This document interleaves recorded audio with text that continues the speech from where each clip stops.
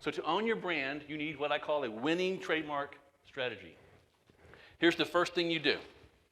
So if you're not sure you own your brand because you've registered it, write this down. Do a comprehensive search when naming your company, product, or service. Right? So you might have your overall brand name, like my Reib Law is our firm, and then my main service is called the Access Plan. That's a trademark. So your wheels should be turning. What things do I have in my business that might be a brand name that I haven't protected? You have to do a comprehensive search. Don't just search for what's registered. Look for trademarks that have already been made and are being used, because there's a common law trademark. So maybe someone else has already got it in Arizona and you're doing your business in Utah.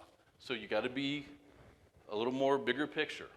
Don't ignore it just because it's been abandoned or canceled, because in the United States Patent and Trademark Office, you have to renew your trademark. If someone didn't, it might look abandoned, but if they're still using it, they've still got priority. So you got to look around. So you got to do some Google searches. It's nuanced.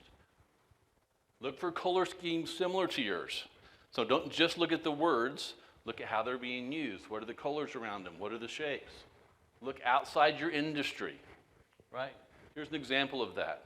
One of the things that they use when you're looking at your trademark application is your mark deceptively similar to other marks.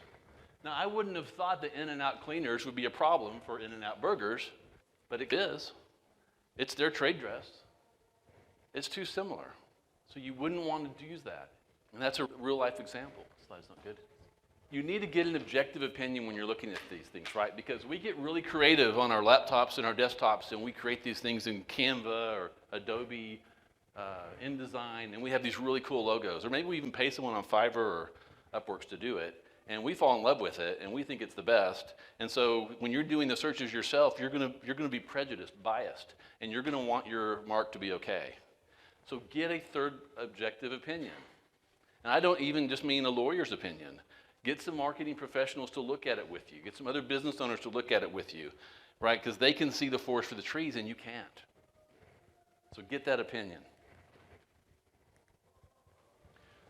Use your mark in commerce. So don't just dream about it, think about it, use it.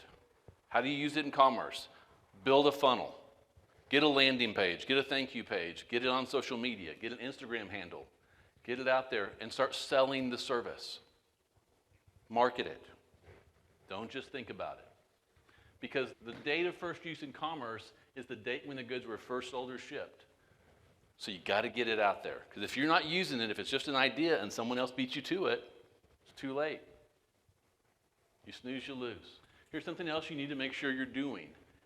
If you right now just have the common law trademark because you haven't been approved by the United States Patent and Trademark Office, you use the TM in the middle there. It's an unregistered trademark. And so you should always have that next to your logo, if you haven't registered it yet, to tell the world that you consider that to be your trademark for your brand. Once it's registered, then you can use the circle R, and they'll give you a certificate telling you can do that. If it's a service mark or logo, you can use the SM beside it. But make sure you're doing that. And so that means you have to make sure your team knows how to do this. You have to redo your logos a little bit to add the mark next to them. And then everyone has to know the brand is sacred. We have to protect the brand. And so we have to have these marks next to our logo and next to our company name as much as possible. If you don't use it once or twice, it's not a big deal. You don't have to use it if it's a blog and you're mentioning your company, you don't have to use it every time.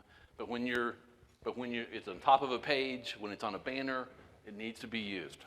And then police your mark. So have someone in your team, and if it's just you, then you need to be searching regularly your brand names on Google, on Bing. Use some of the different search engines and just see what comes up.